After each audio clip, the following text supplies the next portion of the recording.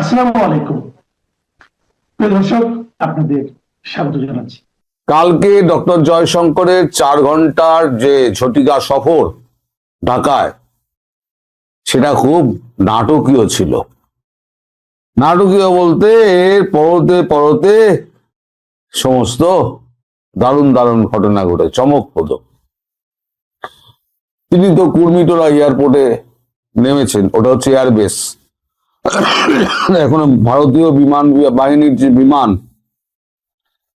সেই বিমান তো সামরিক ঘাঁটিতেই নামবে, এটাই তো সাধারণ ব্যাপার।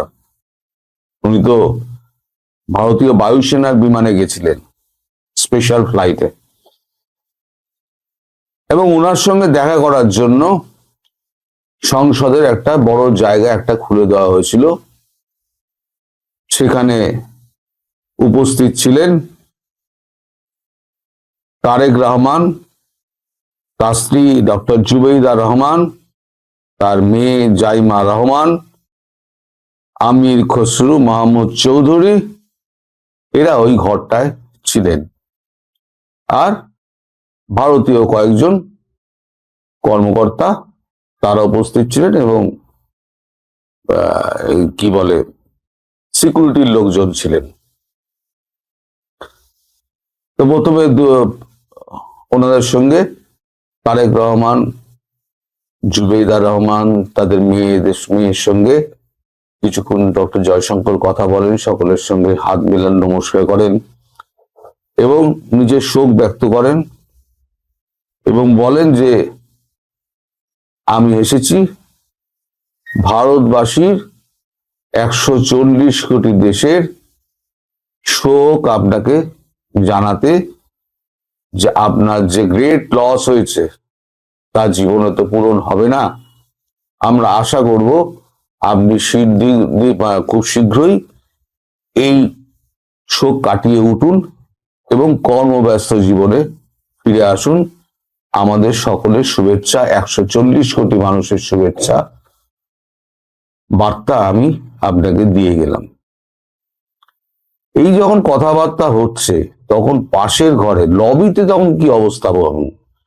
আমাদের কলকাতায় ডাক্তার দেখাতে এলে আপনারা যেরকম অবস্থা দেখেন না, ডাক্তার এক ঘরে বসে রয়েছে, বাইরে কাতারে ভিড়, তো ভারত বিরোধিতা।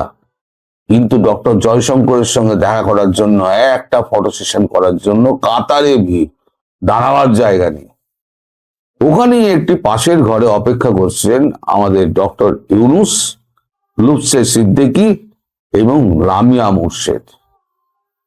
তাদের ইচ্ছা ছিল একবার ডক্টর জয়শঙ্করের সঙ্গে 2 মিনিটের সঙ্গে হলো একটা বসে ছবি তোলা, অন্তত ডক্টর ইউনুস এবং ডক্টর জয়শঙ্কর। এটা কিন্তু খলিলুরকে উনি বলে রেখে দিয়েছিলেন। আর খলিলুর ছিলেন তখন আসিফ, পাশের উল্টো দিকের একটা ঘরে আসিফ নজরুল আর খলিল উল্টো দিকে লবিতেই দাঁড়িয়েছিলেন, ঘরে নয়, লবিতেই দাঁড়িয়েছিলেন, যে এলেই খপ্পরে ধরবেন। ওখানেই ছিলেন পাকিস্তানের যিনি সংসদের যিনি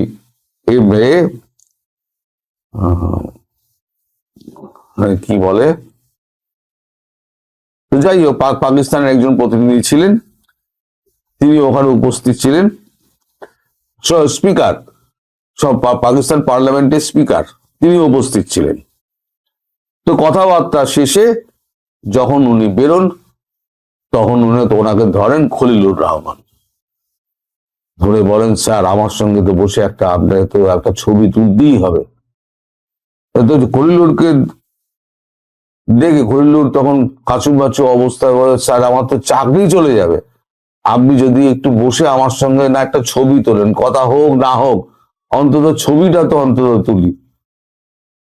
তা ওনার অনুরোধে, যেহেতু খলিলুরের সঙ্গে ভারতবর্ষের সম্পর্ক ভালো, অজিত বলের সঙ্গে সম্পর্ক ভালো, যাওয়া আসা আছে, ফোনে কথাবার্তা হয়, তা উনি তার অনুরোধ রক্ষা করে একটা পাশের ঘরে একটা চেয়ারে বসে ছবি তোলেন। তারপর উঠে যখন বেরিয়ে আসছেন, তখন টাই হাঁকিয়ে একেবারে আমাদের 26,000 26 লক্ষ ভারতীয় যে কাজ করছে, তাড়ানোর কথা বলেছিলেন, সেই আসিফ নজরুল দিত হাসি হেসে একেবারে তাকে গিয়ে জোর করে একেবারে হাতটা টেনে নিয়ে করমর্দন করেন। জয়শঙ্কর হাত বাড়াবেন না, উনিও হাত টানবেন, হাত টেনে নিয়ে তারপর খিচমেরি ফটো, ওইসব নাটক হয়েছে। এবার যখন উনি বেরোচ্ছেন, সেই বেরোনোর সময়তে এবার দেখা আমিরের সঙ্গে, আপনাদের জামায়াত আমিরের সঙ্গে শফিকুর রহমান, তিনি ওই লবির মধ্যে অপেক্ষা করছেন, অন্যান্য মানুষের মধ্যেই। তিনি এগিয়ে গিয়ে নিজের পরিচয় দিলেই ওনাকে চিনতেন, ছবিও দেখেছেন, কথাবার্তা 2-1 হয়েছে ওনার সঙ্গে। ওনাকে একটা কোণে ডেকে নিয়ে গিয়ে সিকিউরিটিকে বলেন, বাকি সবাইকে বাদ দাও, সবাইকে আটকে দাও। কোণে ডেকে নিয়ে গিয়ে বলেন, আপনার কি বলার আছে বলুন। তখন উনি বলেন, আমরা চাই ভারতবর্ষের সঙ্গে একটা সুসম্পর্ক গড়ে উঠুক। এই সুসম্পর্ক যদি থাকে তাহলে ঢাকা এবং দিল্লি একটা সমান সমঝোতার মধ্যে দিয়ে আমরা এগোতে পারি।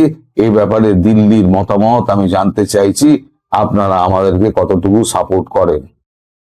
তখন ডক্টর জয়শঙ্কর একেবারে কাটা কাটা ভাষায় যেটা বলেছেন, আমি আক্ষরিক অর্থে প্রত্যেকটা লাইন আপনাদের বলছি। আপনারা যে নির্বাচনটা একা একা করতে যাচ্ছেন, তা যদি সাস্টেন না করতে পারেন, তাহলে 71 সালে যা ঘটনা ঘটেছিল সেই ইতিহাসের পুনরাবৃত্তি হবে। সাস্টেইন করতে না পারেন, এই যে আপনারা একা নির্বাচন করবেন, এই সাস্টেইন করতে না পারেন, তাহলে 71 সালের যে ঘটনা ঘটেছিল সেই ইতিহাসের পুনরাবৃত্তি ঘটবে। আমরা কোনো নির্দিষ্ট দল, কোনো গোষ্ঠীদের সমর্থন করি না। সবার জন্য সমান সুযোগ, শান্তি, সমতা, গণতন্ত্র ও স্থিতিশীলতা আমাদের প্রাথমিকভাবে কাম্য। এটাই আমাদের প্রথম এবং শেষ চাওয়া। সকল ধরনের সন্ত্রাসবাদ, বৈশ্বিক সন্ত্রাসবাদ শূন্যতে নামিয়ে আনতে হবে। দিল্লি, ওয়াশিংটন এই ব্যাপারে একসঙ্গে কাজ করছে। এটা এই অঙ্গীকার আমরা দুজনে মিলে যে করেছি, সেটা থেকে পিছিয়ে আসার কোনো সুযোগ নেই। ওয়াশিংটনের বার্তা আপনারা আগেই পেয়েছেন। পেন্টাগন থেকে আমাদের 2বার ফোন করে নিশ্চিত করা হয়েছে, এটা আমাদের যৌথভাবে একটা রাজনৈতিক স্ট্যান্ড, মানে ইউনাইটেড স্টেটস এবং ভারত দুজনের একটা যৌথ একটা স্ট্যান্ড। এই স্ট্যান্ড থেকে না আমেরিকা পেছবে না ভারত পেছবে, অর্থাৎ ওই সব সন্ত্রাসবাদ এবং বৈশ্বিক সন্ত্রাসবাদ কি, এই যে পাকিস্তান থেকে এই যে সন্ত্রাসবাদ তুর্কি থেকে যে আনা হচ্ছে, এই সন্ত্রাসবাদ বন্ধ করতে হবে, শূন্যে নামিয়ে আনতে হবে। সেটাকেই বলছেন উনি সাস্টেইন করা। যদি এই সমস্ত জিনিসগুলোকে সাস্টেইন না করতে পারেন, তাহলে কিন্তু 71-এর ইতিহাসের পুনরাবৃত্তি ঘটবে। আচ্ছা,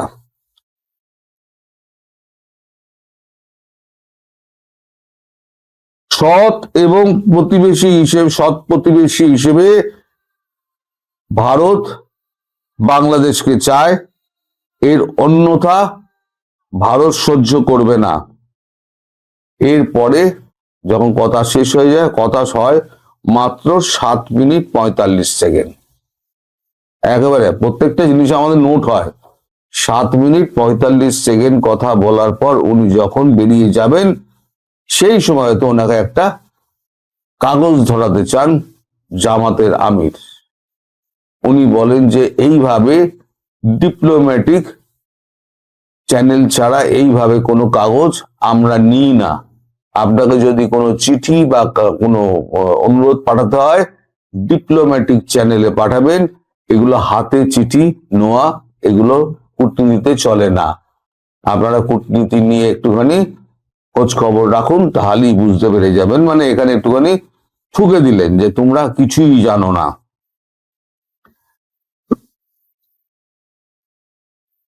এরপরও তিনি বলেন যে আমার কিছু কথা আছে, এরপরও আমার কিছু জিজ্ঞাসা আছে। তখন উনি দুজন অফিসারকে দেখিয়ে দেন, ভারতীয় 2 অফিসারকে, যে এদেরকে নিয়ে আপনি বসুন, 5 মিনিটের মধ্যে আপনি সেরে দিন, আমি শীঘ্রই ফিরে যাব। বলে উনি যখন এগোচ্ছেন সেই সময়তে ওই এই কি বলে পাকিস্তানের পার্লামেন্টের যে স্পিকার তিনি এগিয়ে আসেন। তিনি বলেন আমাকে কি আপনি চিনতে পেরেছেন? তখন উনি বলেন হ্যাঁ আমি আপনাকে চিনেছি, এসসিও সম্মেলনে আপনার সঙ্গে আমার দেখা হয়েছিল, আমার অত ভুলো মন নয়, আমি আপনাকে চিনতে পেরেছি। বলে উনি হ্যান্ডশেক করেন, হ্যান্ডশেক করে একদম ফটাফট উনি বেরিয়ে আসেন। উনি যখন বেরিয়ে চলে যান, তারপর ডক্টর ইউনূস গজরাতে গজরাতে বেরোতে বেরোতে উনি বলেন এই জয়শঙ্কর মানুষটা আস্ত বেয়াদব মানুষ, জয়শঙ্কর লোকটা আস্ত বেয়াদব মানুষ। বলে গজরাতে গজরাতে চলে যান, কারণ তার তো আশা পূর্ণ হয়নি, তিনি তো আরো হেয় হলেন। সেখান থেকে উনি আবার কুর্মিটোলা এয়ারবেসে চলে যান, ওখান থেকে ট্রেনে উঠে তিনি আবার ভারতবর্ষে চলে আসেন। এই হলো 4 ঘন্টা তার ট্যুর। আপনারা একটা জিনিস জানেন কিনা জানি না, আমি আপনার একটুখানি বলে দিই, ডক্টর জয়শঙ্কর কিন্তু ভালো বাংলা পড়তে পারেন, উনি অনেকগুলো ভাষা বলতে পারেন। যেমন উনি কেরালার মানুষ, উনি কেরালিয়ান ভাষাটা উনি তামিল আর তেলেগু ওনারা কণ্ঠস্থ। ওনার স্ত্রী জাপানি, ইয়াশকু মাসাতু, ওনার স্ত্রীর নাম ইয়াশকু মাসাতু। তো ওনার স্ত্রী এ করেন। আচ্ছা, এখানে ভারতবর্ষের মধ্যে সব থেকে টপ ইউনিভার্সিটি রয়েছে হচ্ছে প্রেসিডেন্সি ইউনিভার্সিটি। প্রেসিডেন্সি ইউনিভার্সিটি কোথায়? সেটা হচ্ছে আমাদের কলকাতাতে। তার বড় কন্যা তিনি প্রেসিডেন্সি ইউনিভার্সিটিতে তিনি পড়াশোনা করেন। আগে প্রেসিডেন্সি কলেজ ছিল, কলেজের পর সেটা ইউনিভার্সিটিতে পরিবর্তন হয়েছে, মানে কলেজ ছাড়িয়ে ওখানে ইউনিভার্সিটি হয়েছে, ওখানে পড়াশোনা করেন। উনি বড় মেয়েকে খুব ভালোবাসেন, আর বড় মেয়েকে মাঝে মধ্যেই উনি দেখার জন্য কলকাতায় এসে উনি রাতের পর রাত কাটান, মেয়ের সঙ্গে কথা বলেন। আর মেয়ে কলকাতায় থাকতে থাকতে মেয়ে বাংলা শিখে গেছে, বাবাকেও বাংলা শিখিয়ে দিয়েছে।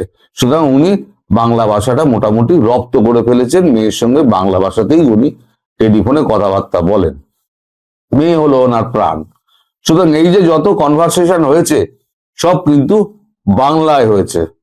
আর এখন এই যে ঘটনা ঘটলো, আপনার 4 ঘন্টার সফর, এই সফরে সব থেকে বড় মানে অপমানিত যদি কেউ হয়ে থাকেন তাহলে সেটা হলেন ডক্টর ইউনূস। খলিলুরের চাকরিটা আপাতত বাঁচলো, নজরুল একটা ছবি তুলতে পারলো, আমির এমন একটা কথা বললেন যেটা কিলতে হলো, তিনি বললেন যে আমার সঙ্গে কথা হয়েছে কিন্তু সেটা বাইরে বলা যাবে না, নন ডিসক্লোজার, সব এদের নন ডিসক্লোজার। তো ইউনূসের আর নন ডিসক্লোজার কথাবার্তা তো বলার সুযোগ হলো না।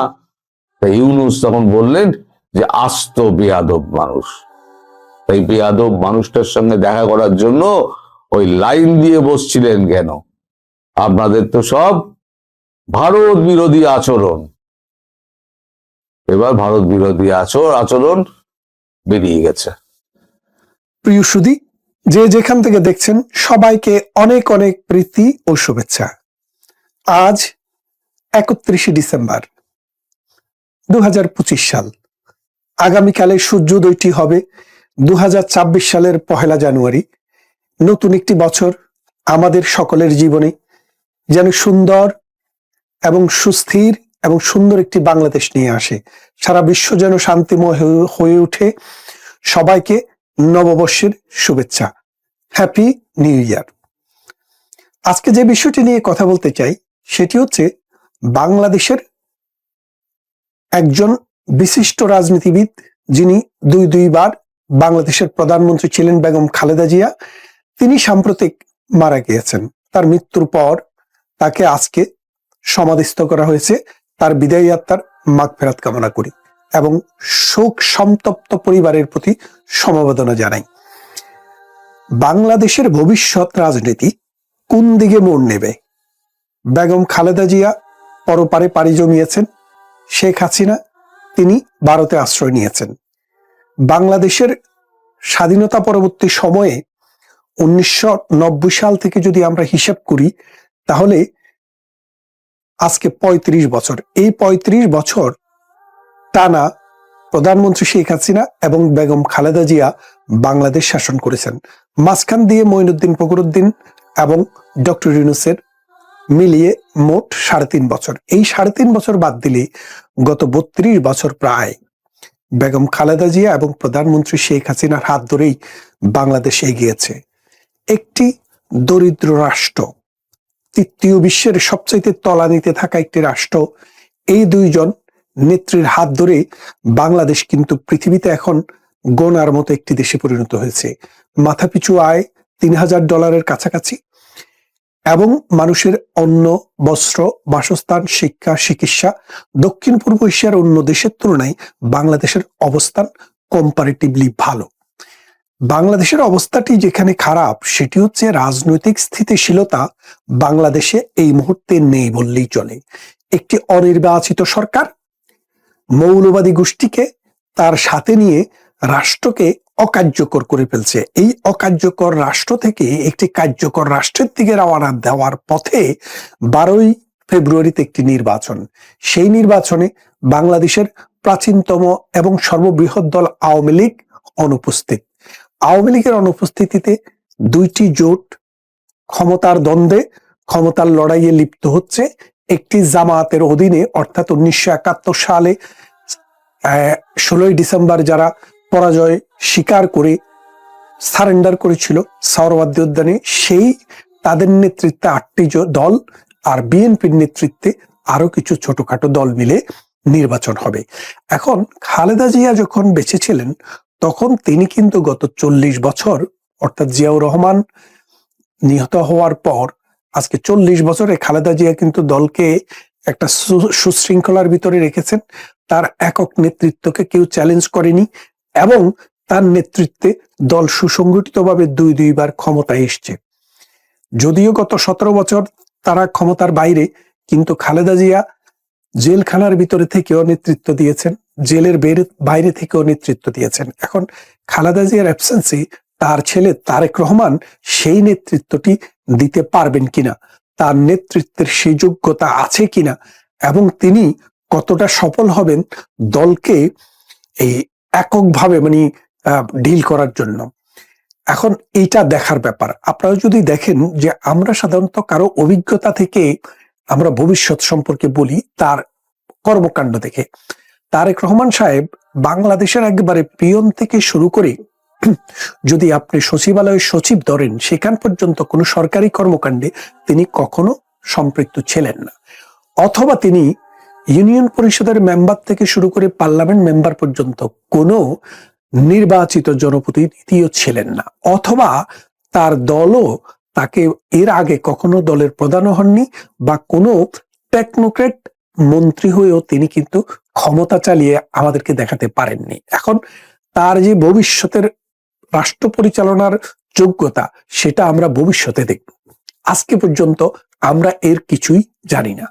বাংলাদেশের আজকের যে অবস্থা, অর্থনীতি ডিক্লাইন করেছে, মব সংস্কৃতি বাংলাদেশের যে আইন এবং বিচার ব্যবস্থা সেটাকে ধূলিসাৎ করে দিয়েছে। রাজনীতি এবং অরাজনীতি একসাথে হাঁটছে, সাম্প্রদায়িক শক্তি মাথা উঁচু করে দাঁড়াচ্ছে। 1971 সালের যে পরাজিত শক্তি বাংলাদেশের বিরুদ্ধে যাদের অবস্থান ছিল, যারা লক্ষ লক্ষ মানুষকে হত্যা, ধর্ষণ এবং দেশান্তরিতকরণের সাথে জড়িত, তারা আজ আস্ফালন করছে, তারা বিএনপিকে চ্যালেঞ্জ করছে। আওয়ামী লীগ না থাকার কারণে জামায়াতে ইসলামী ধরেই নিয়েছে ইতিহাসে তারা প্রথম ক্ষমতার স্বাদ গ্রহণ করার খুব কাছাকাছি, যার কারণে তারা খুবই ডেসপারেট। মানুষ মরল, সম্পদ নষ্ট হলো, দেশ ধ্বংস হয়ে গেল, এটা তাদের কোনো বিবেচ্য বিষয় নয়। অন্যদিকে বিএনপি 3 বার 4 বার রাষ্ট্র পরিচালনায় অংশগ্রহণ করেছে। রাষ্ট্রের প্রধান ছিলেন বিএনপির প্রধান জিয়াউর রহমান, প্রেসিডেন্ট ছিলেন, খালেদা জিয়া প্রধানমন্ত্রী ছিলেন। এবারে যদি নির্বাচিত হতে পারেন 151 আসন নিদেন পক্ষে, তাহলে তারেক রহমান হবেন বাংলাদেশের প্রধানমন্ত্রী। সেই ক্ষেত্রে খালেদা জিয়ার সময়ে দুইটি বলয় আমরা দেখেছি 2001 থেকে 2006 পর্যন্ত। একটি হাওয়া ভবন কেন্দ্রিক বাইয়া গ্রুপ, আরেকটি এই খালেদা জিয়ার গুলশান, খালেদা জিয়ার এই পল্টন কেন্দ্রিক, সেটি হচ্ছে খালেদা জিয়া কেন্দ্রিক গ্রুপ, ম্যাডাম গ্রুপ। এখন এই ম্যাডাম গ্রুপ এবং বাইয়া গ্রুপের যে দ্বন্দ্ব, সেটি আপাতত শেষ, কারণ খালেদা জিয়ার বিদায়ের পর সেই দুইটি গ্রুপ এখন আর নেই। এখন একটা গ্রুপ, এই একটা গ্রুপ হবে নাকি হয়ে গেছে সেটা দেখার জন্য একটু সময় নিতে হবে। তারেক রহমান কি খালেদা জিয়া যাদেরকে অ্যালাইনমেন্টে রেখেছিলেন তাদেরকে সঙ্গে করে দলটাকে ধরে রাখতে পারবেন, নাকি খালেদা জিয়ার মতো সেই প্রজ্ঞা, সেই রাষ্ট্র চালানোর অভিজ্ঞতা এবং লম্বা সময় অতিক্রম করার যে অভিজ্ঞতা, সেটা না থাকার কারণে তিনি কি ফেলিউর হবেন? তারেক রহমান যদি ফেলিউর হয় তাহলে বাংলাদেশও ফেল করতে বাধ্য, কারণ আওয়ামী লীগের অ্যাবসেন্সে বড় কোনো রাজনৈতিক শক্তি যারা প্রগতিশীল ধারার অথবা মুক্তিযুদ্ধের সাথে যাদের কানেকশন আছে, সারা বিশ্বের সাথে যাদের কানেকশন আছে, এইরকম আর কোনো দল নেই। জামাতকে সারা বিশ্ব জানে একটা মৌলবাদী সংগঠন হিসেবে, একটি সাম্প্রদায়িক সংগঠন হিসেবে, একটি ধর্মাশ্রয়ী দল হিসেবে। এখন জামাত যদি বাংলাদেশের ক্ষমতায় আসে, জামাতের মুখটি যদি পাকিস্তানের দিকে ফিরে যায়, তখন ভারতের সাথে ক্লেশ কিন্তু অনিবার্য। এই ভারতের সাথে ক্লেশ এড়িয়ে বাংলাদেশটিকে সামনের দিকে নিয়ে যেতে হলে তারেক রহমানকে সফল হতে হবে, দুই দিকে সফল হতে হবে। একদিকে তার পুরা দলটাকে, দলের সমস্ত নেতাকর্মীকে একটি ফ্রন্টে, একটি ঐক্যবদ্ধ আন্দোলনের মধ্যে ধরে রাখতে হবে। নির্বাচনী মাঠে যদি তারেক জিয়া সেই প্রত্যয় দেখাতে না পারেন, তাহলে তার জোটের পাশ করা খুব কঠিন হয়ে দাঁড়াবে। আর যদি তিনি সেই প্রজ্ঞা দেখাতে পারেন, তাহলে তাদের পক্ষে জিতা সহজ হবে। আরেকটি বিষয় এখানে দেখেন যে 12ই মার্চ, 12ই ফেব্রুয়ারি দুটি নির্বাচন হতে যাচ্ছে। একটি নির্বাচন হচ্ছে জাতীয় নির্বাচন, আরেকটি হচ্ছে গণভোট। এই গণভোটের বিষয়ে বিএনপির অবস্থানটি খুব সরব নয়। এখানে হা এবং না। যদি হাতে ভোট হয় তাহলে বাংলাদেশের কনস্টিটিউশনাল ফ্রেমওয়ার্ক পরিবর্তন হয়ে যাবে, বাংলাদেশের অনেক কিছুই পরিবর্তন হয়ে যাবে। এই পরিবর্তিত পরিস্থিতিতে খালেদা জিয়ার অ্যাবসেন্সে তারেক রহমানের পক্ষে এই দেশ, এই সমাজ, এই রাষ্ট্রকে পরিচালনা করা সত্যিকার অর্থে দুরূহ একটা ব্যাপার হয়ে দাঁড়াবে। তাই তারেক রহমান যদি এই মুহূর্তে না ভোটের পক্ষে যান, তাহলে কিন্তু তিনি একটু ব্রিদিং স্পেস পাবেন। ব্রিদিং স্পেসটা কি? যে খালেদা জিয়ার অ্যাবসেন্সে জীবনে প্রথম ক্ষমতার স্বাদ গ্রহণ করে উনি যদি নতুন একটা প্রসেস সৃষ্টি করতে যান, শুরু করতে যান, তাহলে অ্যাডমিনিস্ট্রেশন এবং যে আর্মি, বিডিআর, পুলিশ, যত রকমের প্রশাসন আছে সবকিছুর মধ্যেই, এবং আমাদের যে পার্লামেন্টারি সিস্টেম সেখানে, এবং আমাদের যে সুপ্রিম কোর্ট সিস্টেম সেখানে অনেক পরিবর্তন আসবে। এই পরিবর্তনকে অ্যাকোমোডেট করা নতুন একজন মানুষের পক্ষে, 18 কোটি মানুষকে নিয়ে, এটা খুবই কঠিন চ্যালেঞ্জ। কারণ বাংলাদেশের অর্থনীতি অনেকটা ভেঙে পড়েছে, সমাজ অনেকটা ভেঙে পড়েছে, এবং আইন বিচার এখন নেই বললেই চলে।